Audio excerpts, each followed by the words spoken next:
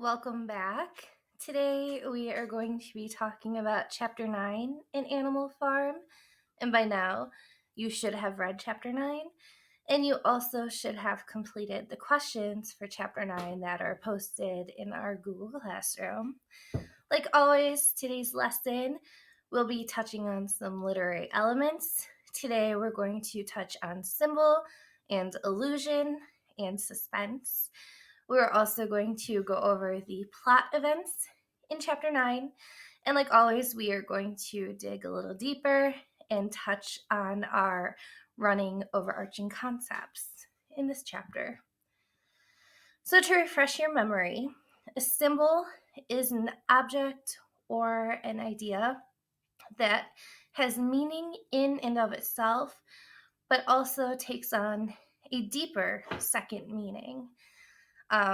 Earlier in the book, ribbons and clothing articles were seen as symbols or tools of oppression that the humans used to other the animals. But now, ribbons specifically are seen as tools of privilege. So they become a symbol of privilege. And the pigs have the privilege now in the story. It says in the chapter that all pigs of whatever degree were to have the privilege of wearing green ribbons on their tails on Sundays. And this sets them apart from the other animals.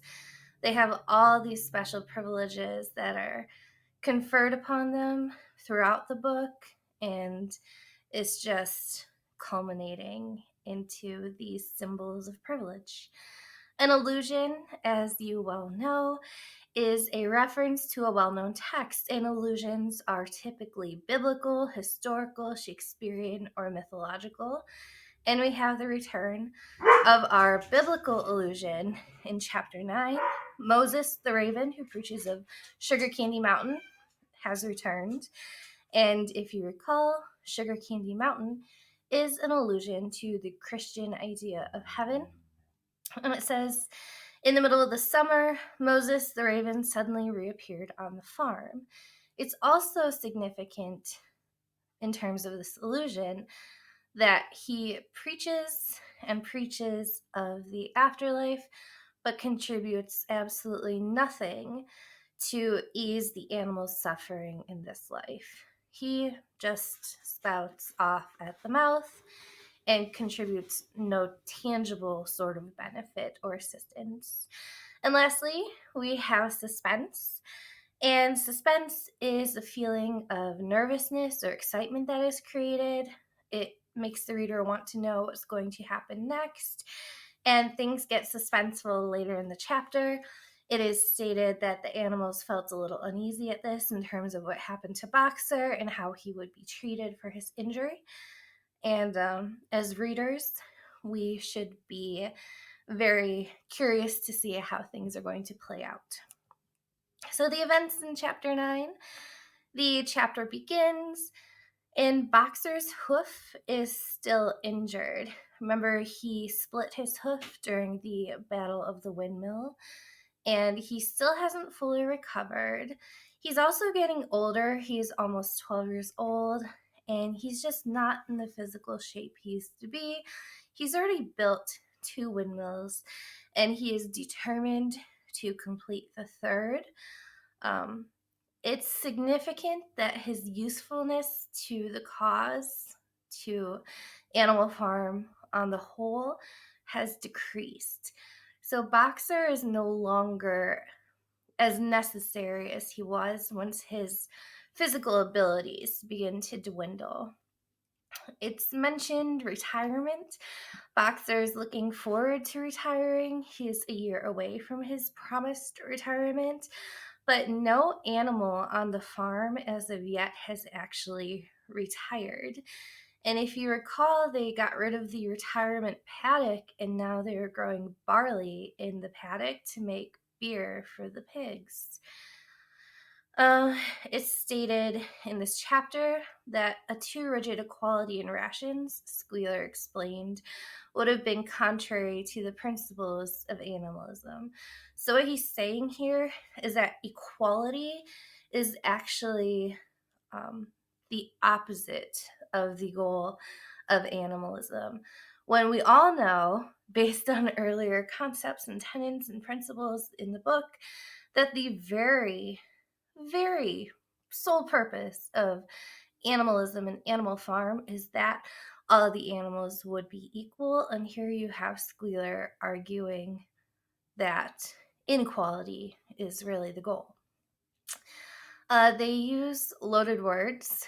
So the reduction in food is never called a reduction, it's called a readjustment. And this is just a euphemism for the fact that the food source for the animals is dwindling. However, the food source on the farm is not dwindling, as you will see in this chapter. The animals in general no longer remember what life was like in Jones's day. It was so long ago. But they still fully believe, because they're manipulated into believing, that things are better than they were in Jones's day. However, they are always cold and they're always hungry. And if they're not sleeping, they are always working.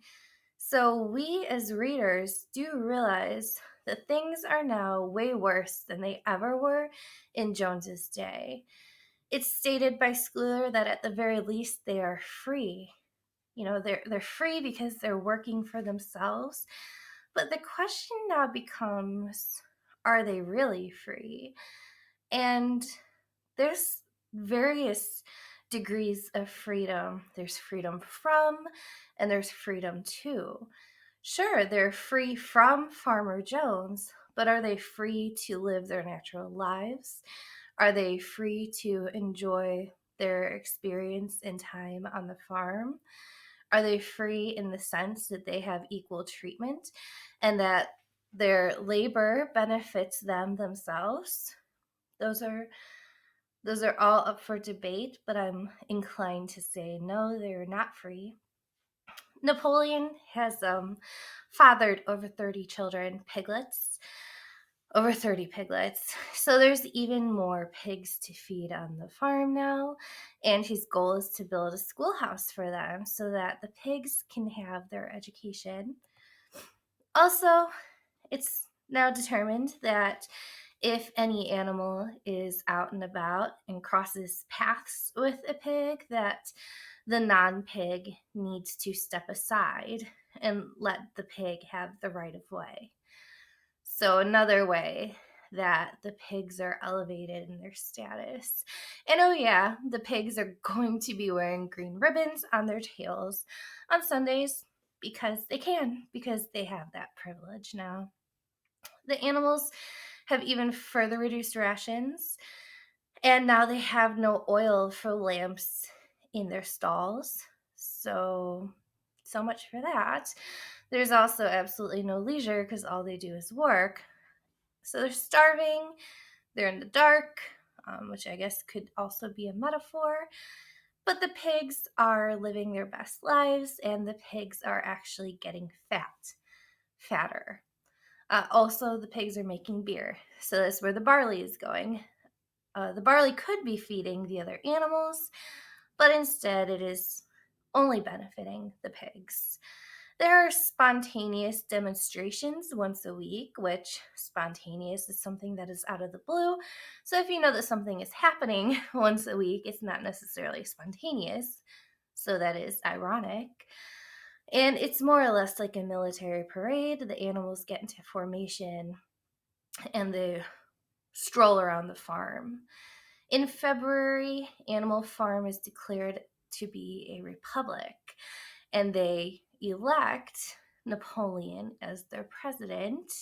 But that's just a different word for the same thing. Really, what's happening is Napoleon is a dictator, and they are living in a totalitarian state.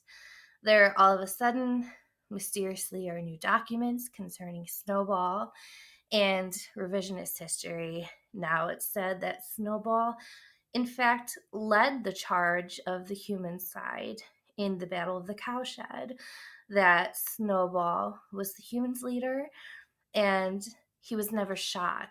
But really, the reason his back was bleeding is because Napoleon bit him. So the story keeps on changing, and Squealer keeps on spinning that propaganda and that revisionist history.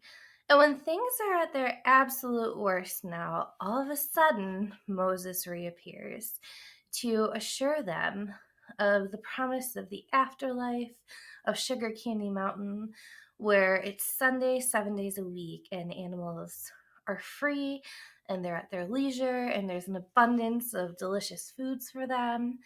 And he's telling them all these things while they're suffering, and he's doing absolutely nothing to alleviate their suffering or to contribute in them having any more food or any less work.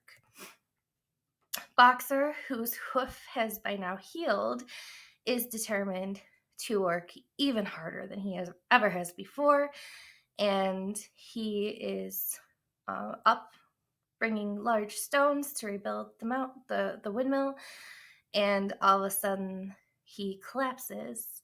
His lung gave out, he overexerted himself, he worked too hard. So all the animals run to him to see if he's okay. He has blood trickling out of his mouth, and they help him back. It is promised by the pigs that he will be treated medically in a hospital in Willingdon. And the animals feel really uneasy about this because no animal has ever left the farm before. He rests in his stall for a few days, and a few days later, while the animals are working on the windmill, Benjamin comes running out to let them know that the van to take Boxer away has arrived. Benjamin is educated.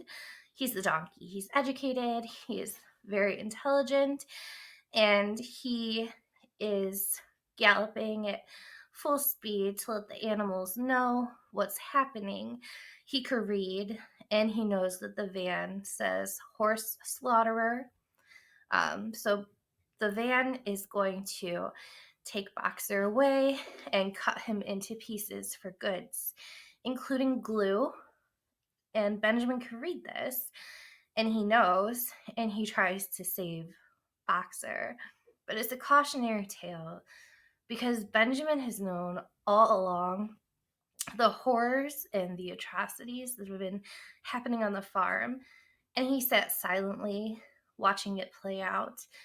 And this this situation, when a good character like Benjamin or a good character like Boxer is facing the wrath of the pigs, this is the consequence of what happens when good people sit silently as they watch injustices occur. So it turns out the van is a horse slaughterer. They're going to take Boxer to make him into glue and goods that one would make out of horses. The animals are now all surrounding the van, and they're shouting for Benjamin or for Boxer to kick his way out of the van. And so you hear this ruckus, you hear Boxer kicking at the doors of the van, but he just doesn't have enough strength to break free. So all of the animals witness this trauma. All of them see it. All of them know it. Mysteriously, Boxer's body cannot be returned to the farm for a proper burial or ceremony. If he was in fact at the hospital, his body would be returned, but he was never at the hospital. He was taken to the horse slaughterer. Squealer lies about Boxer's final moments, saying how proud he was of Napoleon, how much he respects him, that Napoleon is always right. Squealer lied about the death wagon, the van. He said that the vet, the hospital, bought that van from the slaughterer, but repurposed it and just didn't have time to paint it yet. And the animals are satisfied with Squealer's version of the truth. They are comforted to believe in the lie. A memorial service of sorts is held, And Napoleon just praises himself and all that he's accomplished and all that he's going to accomplish. And later that night, it's awfully lively at the farmhouse, and it's found out that the pigs have purchased a case of whiskey with money that they somehow accrued, most logically through the sale of food stuff and chicken eggs. All right, so some of your questions that you submitted for Chapter 9, we're going to take a look at those. Your first question: why won't Boxer listen to Clover and Benjamin when they tell him to rest? And that is because Boxer is very loyal and determined to the cause. He really believes in it up until his final moments. And he wants to give every last ounce of effort to building this windmill, to helping Animal Farm prosper and flourish. Why are the pigs not sharing the food so everyone can eat? And just like struggling countries where you have a ruling class and they have plenty, they are not sharing with their constituents, they're not sharing with the citizens. And it's the same thing here, because they would be giving up some of their privilege and they would be giving up some of their power. They are only concerned with themselves. Only concerned with themselves. And lastly, why did Napoleon not help Boxer, but instead trick him into getting killed? And again, Napoleon is self-serving. He does not care about anyone else. I mean, he does care somewhat about the pigs, but he certainly doesn't care about these lowly disposable working animals. They offer nothing to him. They're controlled by him. They're beneath him. So he's never going to help them. He's all about advancing himself and his own agenda. So again, these are great questions. Keep up the good work. We only have one more chapter left, and that is chapter 10 that you're going to start reading today. We're going to dig just a little deeper into chapter 9. We're going to touch on some of these concepts. The first is your revisionist history. And in this chapter, we have a new retelling of the Battle of the Cowshed. And in this version, it is Snowball who led the charge of the humans, and it was Napoleon who bit Snowball. So Snowball was never shot. Snowball fought on the enemy side. He wasn't just fighting on their side. He's the one who orchestrated and planned it for the enemy. And all of this is a lie, but all of this is being propagandized as the truth through Squealer. So there's your revisionist history. We have gaslighting. So all the animals know that Boxer is being taken away. They know that it's the horse slaughter wagon and not the vet. And still they have Squealer, who has so successfully done this many times before, telling them, no, you're wrong. In fact, the vet bought the wagon from the horse slaughter. They just haven't painted it. So he is again questioning, manipulating their experience, their own truth, to get them to believe what he wants them to believe. And here in this chapter, piggybacking on our theme of the importance of education, now we have the significance of independent thought, thinking critically, thinking independently. Benjamin the donkey has all these tools at his disposal. He's educated, he could read, he's knowledgeable, and he's an independent thinker. And it's not until it's slightly too late does he use these for the greater good. So it's very important to be a free thinker, to be educated, to get knowledge, to keep yourself from being controlled by others. All right, so that's it for our presentation. Let's look at some of the questions that we have for chapter 9. Pull these up here. All right, so chapter 9 is just a little chart. It's shorter than your other chapter questions.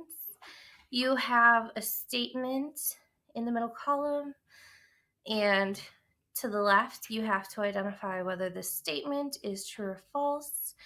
And on the right, I'm looking for you to explain in your words at length why the statement is true or false. So your statements are life on Animal Farm had been worse in the old days. In those days, they'd been slaves and now they were free. So I need your explanation, a longer explanation why this is true or false. The second statement, life nowadays had a greater dignity than it had had before. The animals were truly their own masters and that the work they did was for their own benefit.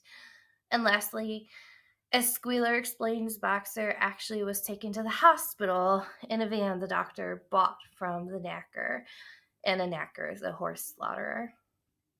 So those are your questions. Don't forget, we have today's work. We have to read chapter 10. We're going to have chapter 10 questions later and another lesson tomorrow. And then we're going to have a test when this is all said and done. So keep working hard. Only a few things left for this unit.